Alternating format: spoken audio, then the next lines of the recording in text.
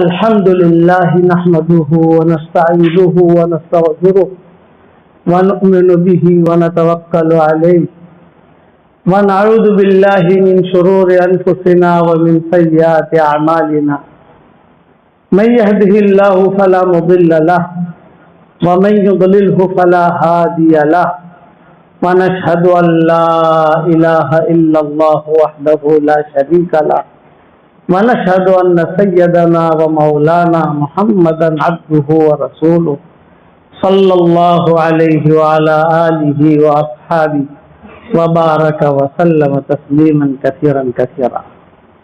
أما بعد فأعوذ بالله من الشيطان الرجيم. بسم الله الرحمن الرحيم. وإذا سألك عبادي عني فإني قريب أجيب دعوة الداعي إذا دعاني فليستجيبوا لي وليؤمنوا بي لعلهم يرشدون. صدق اللہ العظیم.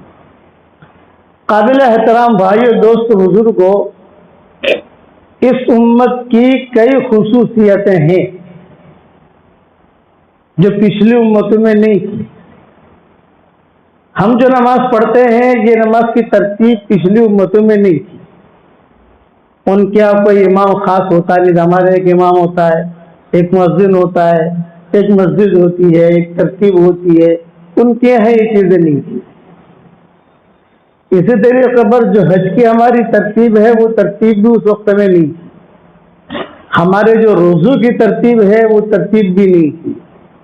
دعاؤں کے سلسلے میں نبی دعا مانگتا تھا اور اپنی امت کو مختصر چیزیں سکھا دیتا تھا. اس وقت میں ایک مثلا بمبئی ہے، تو بمبئی تو بہت بڑا شہر ہے. بمبئی نمبر 8 کے لیے ایک نبی الگ، بمبئی نمبر 9 کے لیے ایک نبی الگ.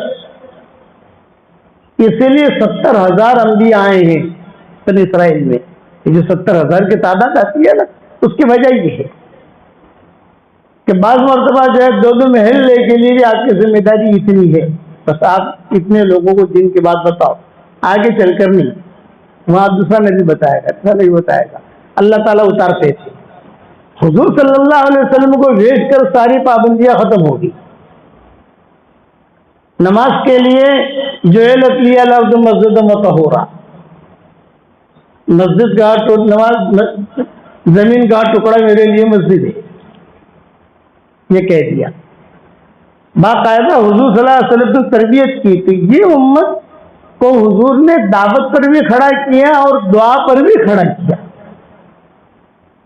جیسے دعوت کے میدان میں حضور امام ہے، ویسے دعا کے میدان میں بھی حضور امام ہے. سکھائی دعائیں. آج کل میری کتاب چل رہی ہے باقی رہنے والی نیکیاں، واٹس پر آتا ہے، ابھی درود شریف چل رہے ہیں، اس کا نام رکھا ہے باقیات الصالحات. کہ باقی رہنے والی نیکیاں تقریباً 1000 دعائیں آئیں گی انشاءاللہ. حضور نے یہ بھی کہا، حضور نے یہ بھی کہا، کبھی گھر جا کر کسی کو سکھایا، اور یہ چیز چلی آسمانوں سے. ایک دعا ہے تو وہ ہے جو حضور صلی اللہ علیہ وسلم نے امت کو سکھائی. امت کو سکھائی کہ کیا مطلب؟ سب کے سامنے پڑھی، سب نے سنی، اور وہ سن کر انہوں نے محفوظ کیا، محفوظ کر کے دوسروں کو سکھایا، پھر آگے بڑھایا، پھر آگے بڑھایا. بڑھتے بڑھتے محدثین نے اسے جمع کیا. وہ چلتے چلتے چلتے جو ہے ہم تک پہنچی. ہم لوگوں نے اسے لکھا. اب ہمارے مرنے کے بعد لوگ اس اور آگے بڑھائیں گے. اس طرح سے دعائیں چلتی رہی. بعض دعائیں وہ ہیں جو حضور صلی اللہ علیہ وسلم نے اپنے بیٹیوں کو سکھائی گھر جا کر.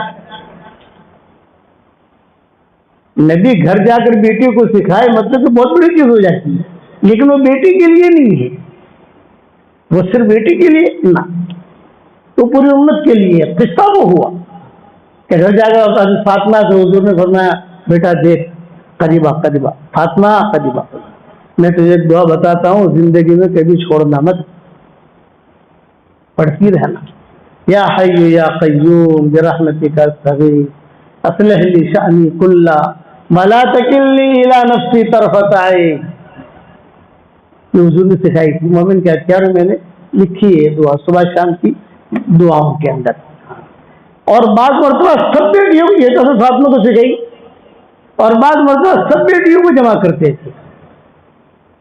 ذرا زینب ہے، ام کلثوم ہے، رقیہ ہے، اور سب کو بٹھا کر کہتے کو وہ دعا ابو الدرداء جو ہے اللہم انت ربی لا الہ الا انت علیک توکلت، یہ بیٹیوں کو سکھائی حضور صلی اللہ علیہ وسلم نے. اور بعض مرتبہ پورے خاندان والوں کو جمع کرتے تھے حضور.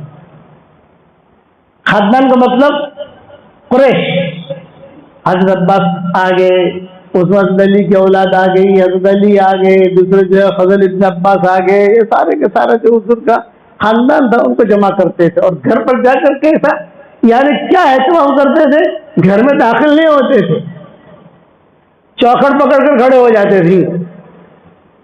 سب خاندان کی عورتیں، مرد، عورتیں سب بیٹھی ہوئی. اور حضور صلی اللہ علیہ وسلم کیا فرماتے تھے، میں تمہیں ہدیہ دے رہا ہوں، تم پر کوئی نامناسب حال آئے یہ دعا پڑھ لینا، اللہ اللہ ربی لا شریک لہ. بس اللہ میرا رب ہے، اس کا کوئی پارٹنر نہیں ہے. تو اس لیے یہ دعائیں ان سے چلتی تھی. ماؤں کو جو دعا سکھائی وہ ماؤں سے چلی. ماؤں نے کسی کو بتایا، پھر اس صحابی نے سنا، وہ صحابی نے سن کر اس کو محفوظ کیا، محفوظ کر کے جو ہے پھر وہ چلتے چلتے چلتے محدثین تک پہنچی. محدثین نے پھر ترمذی نے لکھا، بخاری نے لکھا، اس نے لکھا، پھر جو ہے بکھری ہوئی دعائیں ہو گئی، پھر کسی نے جمع کیا. یہ ہم باقاعدہ صالحات جمع کر رہے ہیں. 1000 دعائیں یعنی بہت بڑی چیز 1000 دعائیں لکھنا. سب حدیث کی دعائیں کہ اس نے کب کیا کہا، کس سے کیا کہا، یہ بتاؤ. تو دعاؤں کے امام ہیں حضور صلی اللہ علیہ وسلم. اچانک کے خیر کی دعا بتائی حضور صلی اللہ علیہ وسلم نے، اللہم انی اسألک من فجاءۃ الخیر واعوذ بک من فجاءۃ الشر. اے اللہ میں تجھ سے اچانک کا خیر مانگتا ہوں اور اچانک کے شر سے میں تیری پناہ مانگتا ہوں. سب کے سامنے جب بات دعائیں وہ ہے جو حضور صلی اللہ علیہ وسلم زور سے پڑھتے تھے. ام سلمہ کہتی تھی ہم تو اپنے گھر میں ہوتے تھے، لیکن حضور صلی اللہ علیہ وسلم کی فجر کی نماز پر السلام علیکم ورحمۃ اللہ، السلام علیکم ورحمۃ اللہ، فجر کی نماز سے جو فارغ ہوتے تو زور سے کہتے اللہم انی اسألک علما نافعا ورزقا طیبا وعملا متقبلا. میں میرے کمرے میں ہوتی تھی اور سنتی تھی. اچھا جب وہ وہاں سنتی ہے تو صحابہ سے پہلے صف میں بیٹھے وہ بھی سنتے تھے. انس بن مالک کہتے ہیں کہ ایک دعا میں نے حضور صلی اللہ علیہ وسلم سے پوری زندگی سنی، کبھی بھی وہ دعا میں نے یعنی حضور کو یعنی یہ نہ ہو حضور نے پڑھی نہیں. زندگی بھر میں کان لگا تو سنتا حضور کیا مانگتے ہیں، کیا پڑھتے ہیں، کیا مانگتے ہیں. کیونکہ انس بن مالک کا حضور صلی اللہ علیہ وسلم سے خاص تعلق رہا ہے اور ان کا خاص قصہ بھی رہا ہے. انس بن مالک کا جب حضور صلی اللہ علیہ وسلم مدینہ منورہ آئے تو ان کی ماں نے حضور کے ہاتھ میں دے دیا، یہ بچہ ہے یہ آپ کی خدمت کرے گا. اب حضور کے خادم بن گئے. صحابہ میں اخیر میں دنیا سے رخصت ہونے والوں میں انس بن مالک تھے. اخیری جو صحابہ گزرے صحابہ کی جماعت تھی کہ بھئی مکہ والے مدینہ والے آتے گئے چلتے گئے مرتے گئے.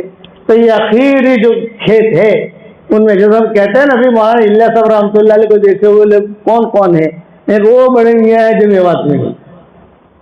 اب جو ہے وہ اخیر میں کچھ 1-2 بچے ہوں گے، باقی مولانا الیاس صاحب کو دیکھے ہوئے لوگ چلے گئے. مولانا یوسف صاحب رحمۃ اللہ علیہ کے دیکھے ہوئے لوگ ابھی ہیں اور ہمارے والد صاحب رحمۃ اللہ علیہ کے دیکھے ہوئے لوگ بہت ہیں. تو صحابہ میں جو انس بن مالک تھے وہ آخری لوگوں میں تھے، ابن سیرین کے خاص دوستوں میں سے تھے. علامہ ابن سیرین اور انس بن مالک ان دونوں کی خاص دوستی تھی. وہ تابعی ہیں ابن سیرین، خوابوں کے بڑے ماہر تھے علامہ ابن سیرین، لیکن کچھ وجہ سے وہ جیل میں چلے گئے. یہ مورخین نے لکھا ہے جیل ایک عورت کی وجہ سے جیل میں جانا پڑا ان کو. وجہ یہ بنی کہ وہ کسی کو تانا دیا انہوں نے غربت کا یا کچھ جیسے جس زبان سے جملہ نکل جاتا ہے آدمی زبان سے کوئی جملہ نکالے تو یہ فرمایا کہ آدمی سوچے کہ آپ کیا نکال رہے ہو. دیکھو رقیب عتید لکھا جا رہا ہے وہاں.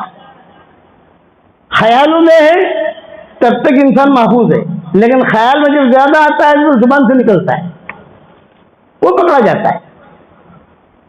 اس کسی وجہ سے جو ہے ابن سیرین نے اپنی بات کہتی تھی. ابن سیرین بہت روتے تھے، اس لیے کہ انس بن مالک کے بعد تو بہت زندہ رہے. وہ خوابوں کے ماہر تعبیر رؤیا ابن سیرین کی دیکھو آپ، سب علماء کے یہاں ملے گی، فقہاء کے یہاں ملے گی، بڑے ماہر اور بڑے بڑے علماء ان کے پاس تعبیر لینے کے لیے جاتے تھے. اب اللہ ابن سیرین کے پاس، یہ انس بن مالک کے دوستوں میں سے جیل میں چلے گئے. انس بن مالک کا انتقال ہو گیا. انس بن مالک کا جب انتقال ہوا تو بادشاہ آیا، خلیفہ آئے، عمر آئے. انس بن مالک ان کا انتقال ہو گیا اور ان کا قصہ مشہور تھا. اپنی ماں کا نکاح انس بن مالک نے پڑھایا تھا، ام سلیم نام تھا. یہ قصہ سب جگہ مشہور تھا. تو کہاں کیا کہ انہوں نے اپنی ماں کا نکاح پڑھایا تھا ابو طلحہ کے ساتھ، یہ تھا، یہ قصے گشت کر رہے تھے. تو آدمی سے یہ چلے گئے ابن مالک کا انتقال ہو گیا. بادشاہ آیا، بادشاہ بیٹھا ہوا ہے. جنازے میں دیر کیوں ہو رہی ہے؟ بادشاہوں کے تو یعنی وقت کم ہوتا ہے نا ان کے پاس. تو لوگوں نے کہا کہ ابن سیرین جو ہے وہ جیل میں ہے اور انس بن مالک نے وصیت کی ہے کہ مجھے غسل ابن سیرین نہیں دے اور کوئی نہ دے، اور آپ کے جیل میں ہے ابن سیرین. اوہو، میں تو بادشاہ ہوں، میں نکالوں ان کو. چنانچہ حکم گیا. ابن سیرین نے کہا میں نہیں نکلوں گا، ایک لڑکی کی وجہ سے آیا ہوں، وہ لڑکی کا ذرا معاملہ کلیئر ہوگا تو نکلوں گا. پھر کیا معاملہ ہے؟ یہ معاملہ ہے. بلاؤ لڑکی کو. قرضہ لیا تھا اس سے اور کوئی عشق معاشرے کا معاملہ نہیں تھا. قرضہ لیتے ہیں دھندے کے لیے، وہ دھندے میں ان کا نقصان ہو گیا. زیتون کا تیل خریدا تھا انہوں نے، تو ایک ڈرم کے اندر میں چوہا مرا ہوا نکلا. اسے پھینکو. شاگردوں نے کہا کہ دوسرے ڈرم تو ٹھیک ہے، نہ مجھے شک ہو گیا، ایک میں سے چوہا نکلا تو پتہ نہیں دوسرے میں بھی کچھ گڑبڑ ہوگی، سب پھینکو، میں ایسا مال نہیں بیچتا. تو وہ پیسہ دے نہیں سکے، اس میں جیل چلے گئے، جیل میں. یہ اصل قصہ ہے. چنانچہ کتابوں میں لکھا ہے کہ ابن سیرین کے پاس جب بھیجا گیا وہ عورت کو لائے. بعض مورخ نے لکھا ہے کہ خلیفہ خود آیا. دیکھ کیا مسئلہ ہے تیرا، اتنا بڑا آدمی کا انتقال ہوا ہے اور اس نے وصیت کی ہے کہ یہ غسل دے گا، غسل یہی دے اور کوئی نہ دے. یہ مسئلہ. بادشاہ نے کہا پیسے میں دیتا ہوں. اب تو مسئلہ حل ہو گیا، میں پیسے دے دیتا ہوں، تمہارا قرضہ ہو گیا پورا، نکالو ان کو. چنانچہ ابن سیرین نکلے اور ابن سیرین نکل کر جو ہے انہوں نے غسل دیا.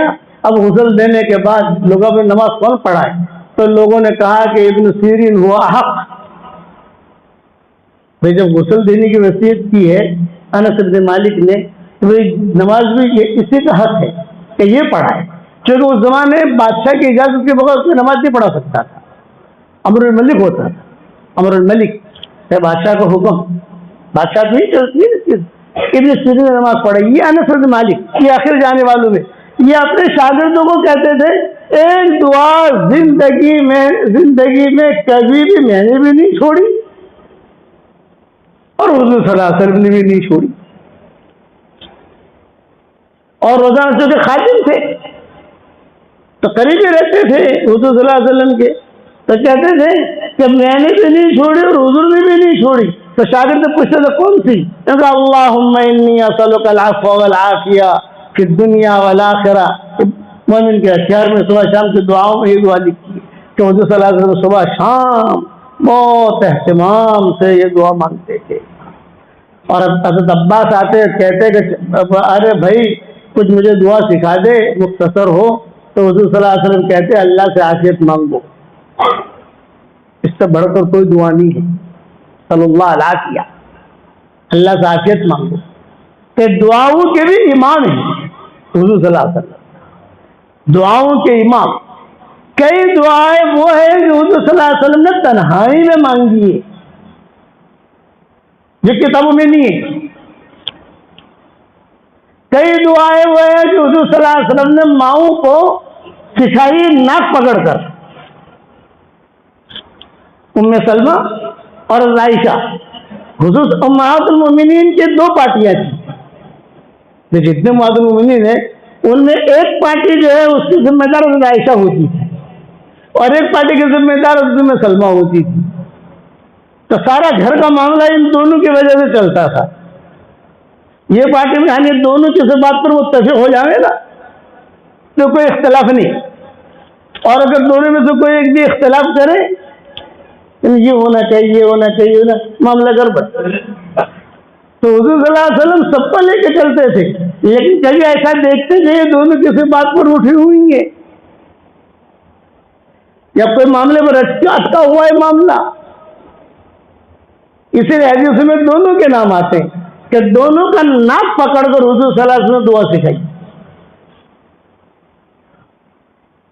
کہ اللہم اذہب عنی الہم والحزن، اے اللہ میرے اندر سے غم کو، غصے کو اور جو بھی برائی ہے دل کی اس کو تو صاف کر۔ یہ دونوں کا ناک پکڑ کے حضور نے دعا سکھائی، ام سلمہ اور حضرت عائشہ۔ پیار سب سے تھا، محبت سب سے تھی، لیکن حضور صلی اللہ علیہ وسلم صاحب کو لے کر دعائیں سکھاتے تھے، بعض ماؤں کو بٹھا کر بھی سکھاتے تھے۔ اللہم انی اسألک من فجاعۃ الخیر واعوذ بک من فجاعۃ الشر، اے اللہ مجھے اچانک کا خیر دے اور اچانک کے شر سے میری حفاظت کر۔ کیا مطلب اچانک کا خیر تھا؟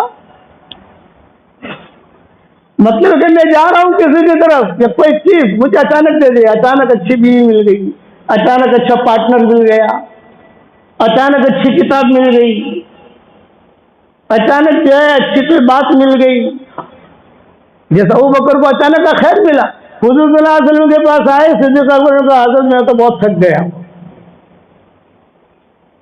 مکہ میں رہنا مشکل ہے، بہت تھک گیا، اس لیے آپ مجھے اجازت دے دیں کہ میں جو ہے نا حبشہ چلا جاؤں۔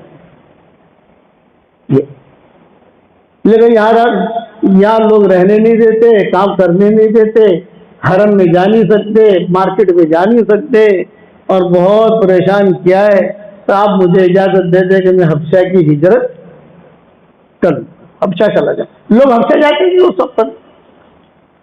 سب گئے ہیں، میں بھی چلا جاؤں۔ آپ نے فرمایا بہت اچھا جاؤ، میں اکیلا رہوں گا، اس وجہ سے کیا کروں،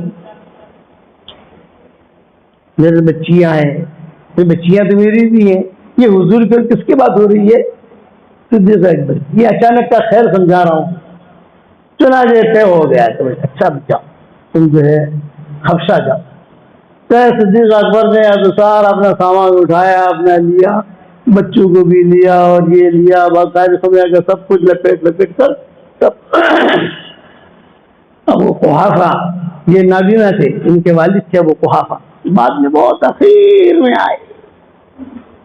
بوڑھا آدمی جلدی بات سمجھتا نہیں، بہت سمجھاتے تھے، ابوبکر، اسماء، عائشہ، عبداللہ، سب گھر میں دادا تیرے باپ کے نہیں تیرا باپ ٹھیک نہیں، لیکن دعائیں مانگتے تھے کہ اللہ ہمارے دادا کو ہدایت دے۔ مکہ جو فتح ہو گیا اور حضور صلی اللہ علیہ وسلم فارغ ہو گئے، مکہ مکرمہ فتح کر کے ٹیک لگا کے بیٹھے ہوئے تھے، ابو بکر جو ہے وہ گھر پر گئے، السلام علیکم ابا۔ کون ہے؟ کئی سالوں کے بعد آئے تھے، نابینا سے بوڑھے ہو گئے تھے۔ بڑھاپا جو ہوتا ہے وفادار ہوتا ہے، بچپنا ساتھ چھوڑ دیتا ہے، جوانی ساتھ چھوڑ دیتی ہے، بڑھاپا وفادار۔ اسی لیے علماء نے لکھا ہے دلہن سے شادی کی نوجوان لڑکی ہے، خواب میں دیکھا کہ وہ بوڑھی ہو گئی، اس کی تعبیر کیا، اس کی تعبیر ہے کہ یہ وفادار ہے، یہ اس کی تعبیر ہے، بوڑھی ہو گئی، جو خواب میں دیکھ رہا ہے آج سے میں نے شادی کی ہے اور دیکھ رہا ہوں کہ بوڑھی ہو گئی ہے، تو تعبیر کیا لکھی علماء نے؟ یہ وفادار ہے، بوڑھاپا وفادار ہوتا ہے۔ یہ بالکل بوڑھے تھے، فتح مکہ کا موقع، السلام علیکم ابا، اچھا آ گیا ابو بکر. ہاں مصعب باپ کی بیٹی کی محبت سے ہوتی ہے. کیوں آئے؟ ابا سب مسلمان ہو گئے, آپ رہ گئے ہو, میرے ساتھ چلو حضور کے پاس.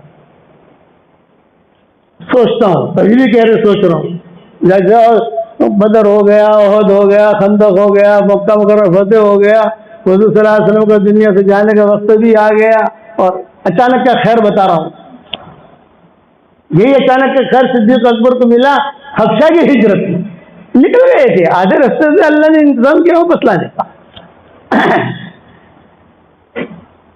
ابا چلو میرے ساتھ. اب وہ اٹھ نہیں سکتے تھے, لاٹھیاں اٹھایا اور حضور صلی اللہ علیہ وسلم کے پاس لائے. حضور نے دیکھا تو حضور نے جملہ کہا, اوہ مگر ہلا ترکت الشیخ فی بیتہ, ہلا ترکت الشیخ فی بیتہ, ارے بڑے نے کو کیوں تکلیف دی, میں آ جاتا,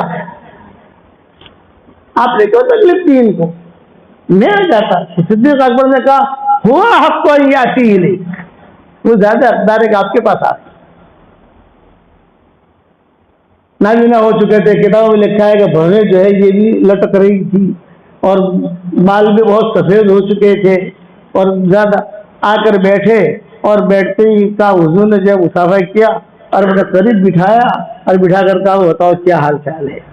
ابو بکر بیٹھے ہوئے سامنے, امت کا بہت بڑا آدمی ابو بکر, بہت بڑا آدمی, صدیق کا ان کو درجہ ملا, وہ ایسے ہی نہیں ملا ہے. یاد رکھنا کہ آدمی خالی چالاکیاں کرے اور درجہ ملے یہ نہیں ہوتا, اس لیے کہ اللہ کو تو سب معلوم ہے دل میں کیا ہے. وَهُوَ مَعَكُمْ أَيْنَمَا كُنْتُمْ, جہاں وہ تمہارے ساتھ ہے. يَعْلَمُ سِرَّكُمْ وَجَهْرَكُمْ وَيَعْلَمُ مَا تَكْسِبُونَ, تمہارا ظاہر باطن تم جو کرتے ہو اسے معلوم ہے, چھپی ہوئی نہیں ہے. ہاں لیکن اللہ دکھائی نہیں دیتا, آدمی اس میں دھوکے میں آتا ہے. میرے والد صاحب رحمۃ اللہ علیہ فرماتے تھے دھوکہ کہاں لگتا ہے کہ اللہ دکھائی نہیں دیتا. خاموشی, دیکھو کعبہ خاموش ہے, کوئی فتنہ نہیں ہے, لیکن کعبے میں سے آواز آنے لگے تو حضور صلی اللہ علیہ وسلم خاموش ہے, تو سلام پڑھو نکل جاؤ, کعبہ میں آؤ, اب طواف کرو, دعا مانگو, نکل جاؤ. یہ آئے حضور صلی اللہ علیہ وسلم نے بٹھایا, ماشاء اللہ کیا حال ہے, کیسی طبیعت ہے, بہت اب سالوں کے بعد ملاقات ہوئی ہے. میں پہلے حدیبیہ میں آئے تھے, تب عمرے کے قضاء عمرہ کے لیے آئے تھے, زیادہ دن ٹھہرنے ملا نہیں, اور 3 دن کا وقت تھا, 3 دن کا ویزا تھا, نکل جاؤ یہاں سے. چنانچہ صدیق اکبر نے کہا یہ میرے ابا ہیں. ہاں ہاں, ابو قحافہ بڑے لوگوں میں تعریف کرتے تھے, حضور صلی اللہ علیہ وسلم قریب کرتے تھے. حضرت یہ آئے, ابا کیوں آئے ہو؟ ہاں کیا کہو؟ حضور صلی اللہ علیہ وسلم من الذی تقول, انس کیا کہتے ہیں؟ حضور نے فرمایا اسلم تسلم, اسلم تسلم, مسلمان ہو جاؤ محفوظ رہو گے, جنت بھی ملے گی, دنیا میں بھی کامیاب, مرنے کے بعد بھی کامیاب. تو کیا پڑھنا پڑے گا؟ تو حضور نے کلمہ پڑھایا, مسلمان ہوئے. جب وہ مسلمان ہوئے تو کتابوں میں لکھا ہے, مجمع تو تھا ہی, اس لیے کہ حرم میں بات ہو رہی ہے, گھر میں نہیں ہو رہی ہے. بھئی یہ قصہ تو حرم شریف میں ہوا نا, گھر میں تو ہوا نہیں ہے. تو لوگ اور بھی صحابہ تھے, چنانچہ اس قسم کے روایات بہت ملتے ہیں تاریخ کی کتابوں میں. ابن اسحاق بھی لکھیں گے, طبقات ابن سعد بھی لکھیں گے, وہ ابن کثیر بھی لکھیں گے, سب لکھیں گے اپنے اپنے اعتبار سے. جب یہ مسلمان ہو گئے, کلمہ پڑھ لیا, تو ابو بکر کی ہسٹریاں بنی بہت ہوتی. کیوں رو رہے؟ حضرت باپ کے اسلام لانے سے تو مجھے خوشی ہے کہ میرا باپ مسلمان ہو گیا. اب میرا پورا صرف ابو بکر ایسے ہیں جن کا پورا گھرانہ مسلمان ہوا ہے. باقی اکثر صحابہ کے پورے گھرانے مسلمان نہیں ہوئے. بھائی رہ گیا, تو کوئی بیٹا رہ گیا, تو کوئی باپ رہ گیا, کبھی جو بھتیجا رہ گیا, کوئی, ان کا پورا گھرانہ مسلمان ہوا. اور یہ اخیر میں آیا ابو قحافہ, اخیر میں, چونکہ فتح مکہ کے موقع پر عائشہ تو ساتھ تھی نہیں, ام سلمہ اور حضرت میمونہ ساتھ تھی, حضرت عائشہ تو وہاں تھی. تو وہاں سے خبریں بھیجتے جا رہے ہیں سب مسلمان، دادا کا کیا ہوا، دادا دادا کا کیا ہوا، دادا دادا کا کیا ہوا، دادا۔ پھر صدیق اکبر نے جملہ کہا، آج اگر ابو طالب مسلمان ہوتے تو مجھے میرے باپ کے اسلام لانے سے بھی زیادہ خوشی ہوتی، کیونکہ آپ کو ٹھنڈک پہنچتی۔ یہ بتا اچانک کا خیر ملا ان کو، ہجرت کے لیے روانہ ہو گئے، آدھے راستے میں پہنچے حبشہ جانے کے لیے۔ ابن دغنا ایک بہت بڑا آدمی تھا، ابن دغنا، کبھی سناؤں گا کون آدمی تھا وہ ملا رہے ہو، مگر تم کہاں جا رہے؟ سب تو ساتھ حبشہ جا۔ حبشہ کیوں جا رہے؟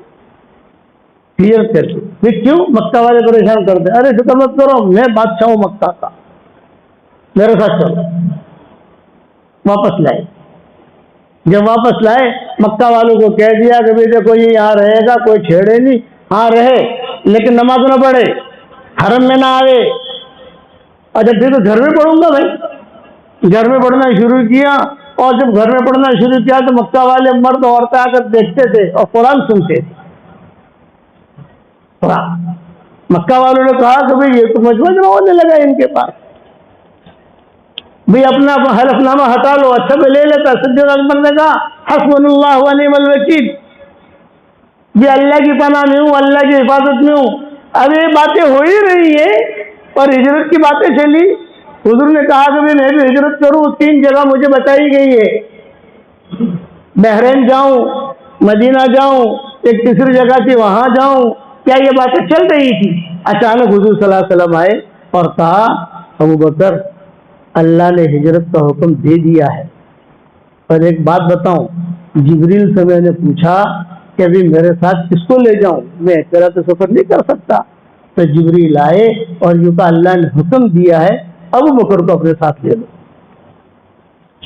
یہ اللہ نے حکم دیا، ابو بکر میرا نام کیا۔ تو ماں عائشہ کہتی تھی میں تو چھوٹی سی تھی، ابو بکر بہت روئے۔ بھی کیوں روئے؟ خوشی میں رو رہے ہیں، غمی میں رونا تو سمجھ نہیں آتا تھا، خوشی میں رونا سمجھ میں نہیں آتا تھا، یہ آج سمجھ میں آیا کہ اللہ نے مجھے حکم دیا ہے ابو بکر کو ساتھ لے لو۔ پھر صہیب رومی کو پتا چلا کہ جا رہے ہیں، تو صہیب رومی نے آ کر درخواست رکھی، حضرت میں نے سنا ہے کہ آپ جا رہے، میں بھی چلوں۔ آپ نے کہا ہم جا تو رہے تو ہمارے ساتھ میں چلنا، وہاں آ کر مل لینا رستے میں، ہمارے ساتھ نہیں، مکہ دیکھے گا، یہ دیکھے گا، یہ دیکھے گا۔ یہ اچانک کا خیر، اس لیے دعاؤں کا آدمی اہتمام کرے۔ دعا میں اللہ نے اثر بھی رکھا ہے اور دعا میں اللہ تعالیٰ نے قبولیت کا مادہ بھی رکھا ہے، کبھی رد نہیں ہوتی دعا، دعا مانگنے والا کبھی بھی محروم نہیں ہوتا، یہ یاد رکھیں، مانگو گے انشاءاللہ۔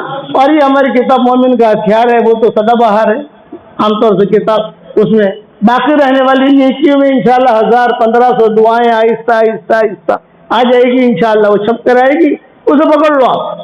سب سے پہلے میں نے قرآن کی دعائیں ڈالی ہے اس میں، کہ بخاری مسلم کی، ترمذی کی، کی، جیسا جیسا کرتا گیا ویسا آ رہی ہے انشاءاللہ، بس وہ خزانہ ہے، اس کو جو ہے ایک ایک دعا سیکھو۔